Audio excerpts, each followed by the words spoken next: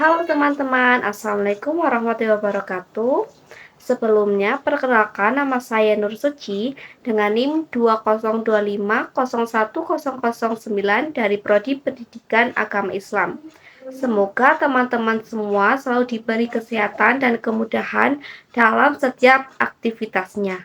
Di video kali ini, aku ingin membahas topik yang cukup menarik, yaitu teori Big Bang dalam perspektif Al-Quran dan sains modern.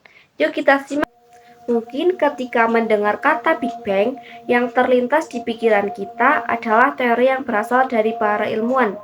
Tapi, tahukah teman-teman kalau ada beberapa ayat Al-Quran yang sering dikaitkan dengan proses awal penciptaan alam semesta?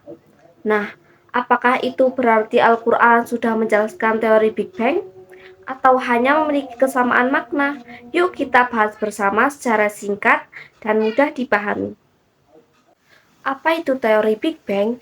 Pertama, kita pahami dulu apa itu teori Big Bang.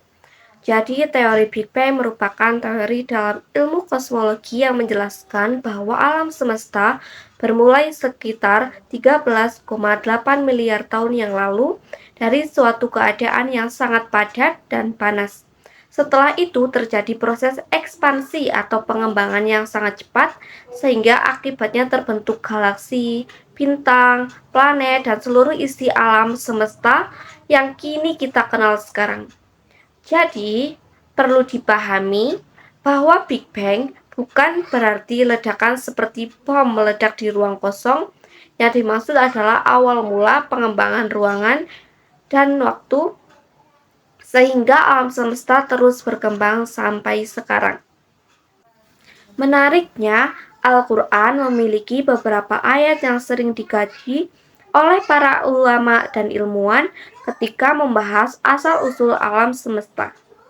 Ayat yang pertama adalah Quran Surah Al-Anbiya ayat 30. Bismillahirrahmanirrahim.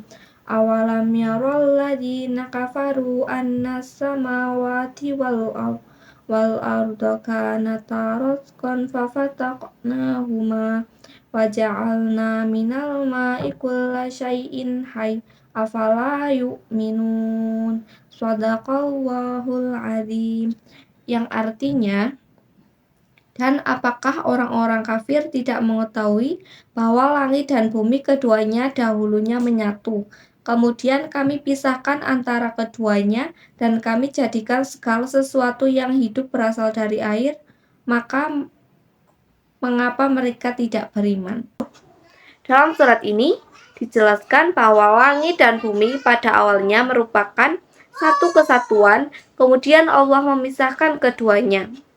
Banyak musafir menjelaskan bahwa ayat ini menunjukkan adanya proses penciptaan yang dimulai dari satu keadaan yang menyatu, lalu dipisahkan atas kehendak Allah SWT.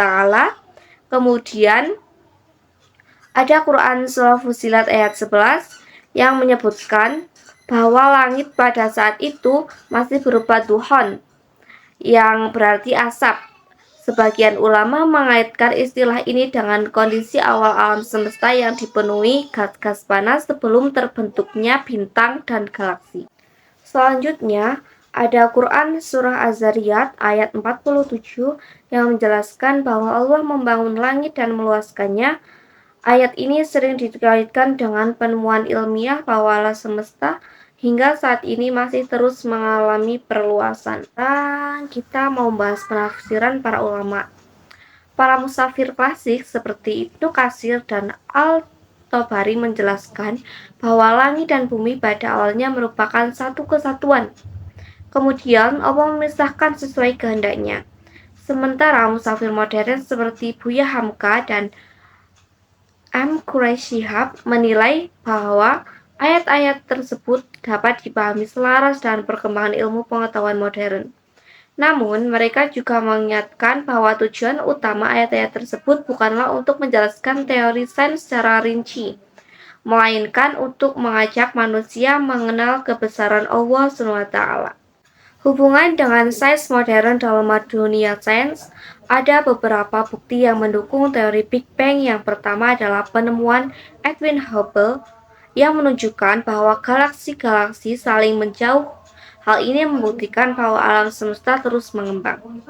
Yang kedua adalah ditemukannya cosmic microwave background atau radiasi latar belakang kosmik yang dianggap sebagai sisa panas dari awal terbentuknya alam semesta. Selain itu, komposisi unsur hidrogen dan helium yang ada di dalam alam semesta juga sesuai dengan perhitungan teori Big Bang. Temuan-temuan inilah yang membuat teori Big Bang menjadi teori yang paling banyak diterima dalam kosmologi modern. Lalu, apa sih kesimpulan yang bisa kita ambil? Berdasarkan berbagai penafsiran dan penelitian, terdapat beberapa kesamaan konsep antara ayat-ayat Al-Quran dengan teori Big Bang. Seperti adanya kesatuan awal alam semesta, proses pemisahan, dan alam semesta yang terus berkembang. Namun, kita juga perlu memahami bahwa Al-Quran bukanlah buku pelajaran sains.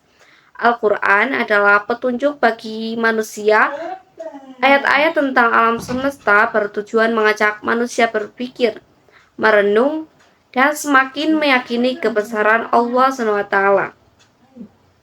Jadi, hubungan antara Al-Quran dan teori Big Bang lebih tepat dipahami sebagai sebuah keselarasan atau dialog antara wahyu dan ilmu pengetahuan. Bukan berarti keduanya harus disamakan secara mutlak. Nah, teman-teman, itulah pembahasan singkat mengenai teori Big Bang dalam perspektif Al-Quran dan sains modern. Terima kasih sudah menonton. Bye-bye.